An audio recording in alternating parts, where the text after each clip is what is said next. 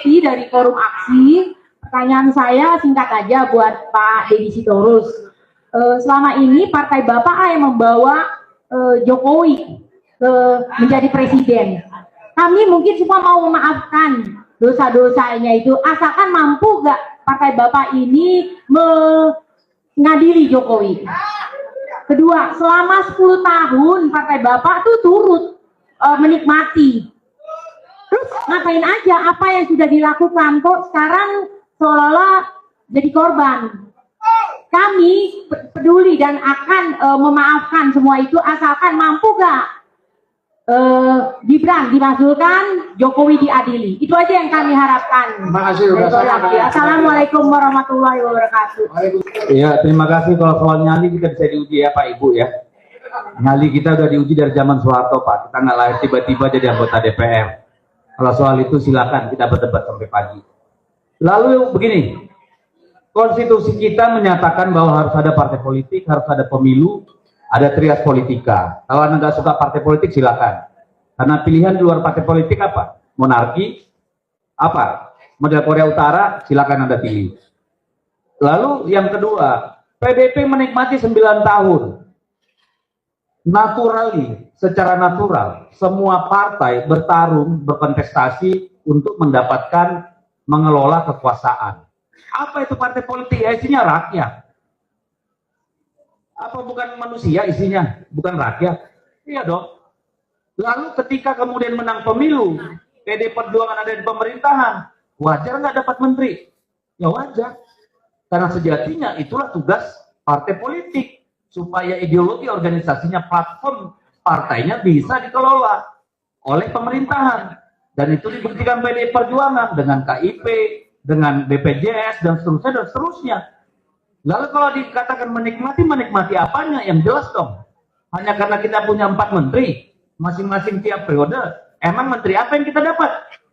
Menteri Hukum, Menteri Dalam Negeri, Menpan RB, Menteri Pendaya-gunaan Perempuan. Emang kita ngambil Menteri BUMN? Emang kita ngambil Menteri Perdagangan? Lah, oh, nggak diminta. Bukan, nggak ada urusannya sama rakyat. Yang kita ambil itu kan yang urusannya dengan itu. Jadi kalau Anda katakan menikmati, ya memang harus menikmati. Kalau nggak, ngapain jadi partai politik? Tapi apakah dipakai untuk memperkaya diri? Silakan Anda buktikan. Jadi kalau sekarang dikatakan seolah-olah PDIP pengen jadi pahlawan, emang siapa yang pengen jadi pahlawan? Kami berjalan, berjuang, melawan sesuai yang kami alamin. Bukan minta dianggap jadi pahlawan, nggak penting. Mengapain jadi pahlawan? Emangnya kami nggak mengalami tekanan? Gimana sih? Itu bukan untuk minta belas kasihan, enggak perlu PDP, enggak usah, emang kenapa? Kan gitu nih urusannya. Lu jual, gue beli. Iya kan, mau siapapun itu. Jadi jangan coba-coba intimidasi saya dong. Iya kan? Ntar dulu. Saya udah jauh-jauh nih.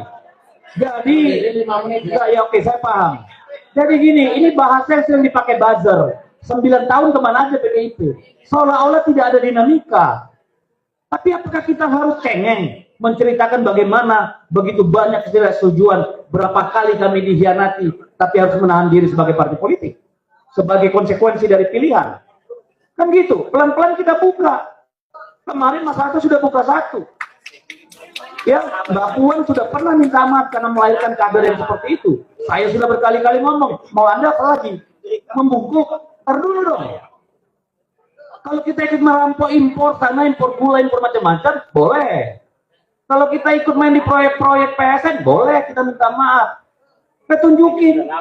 Nikmati itu nikmati apa? Kalau jadi menteri ya harus. Apa gunanya jadi partai politik kalau nggak jadi menteri?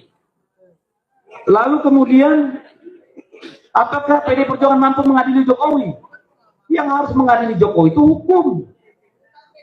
Kalau PDIP sendiri emang bisa. Tadi saya sudah bilang, kalau bicara hukum nggak ganti Kapolri, omong kosong. Kan gitu. Urusannya di situ, Pak. Ibu, ya. Lalu apa yang sudah kita lakukan? Kurang apa Ibu Mega marah dan berteriak? Udah berapa kali? Anda silakan lihat TikTok saya, lihat di TV Parlemen. bagaimana PD Perjuangan sejak 2014 sampai 2024. Apakah semua cuma diam? Saya kira tidak, kecuali kurang piknik. Silakan cek di semua komisi. Silakan lihat bagaimana kemarin saya marah-marah sama Menteri Dalam Negeri, Menteri Agraria, dan itu di semua komisi. Bahkan waktu Ibu Mega jadi presiden, fraksi PDI Perjuangan minta berbeda pendapat sama Ibu Mega 3 kali. Jadi janganlah kita ini merasa paling benar gitu loh. Ya, kalau mau marah, ayo marah bareng-bareng. Mau marah sendiri-sendiri juga nggak ada masalah.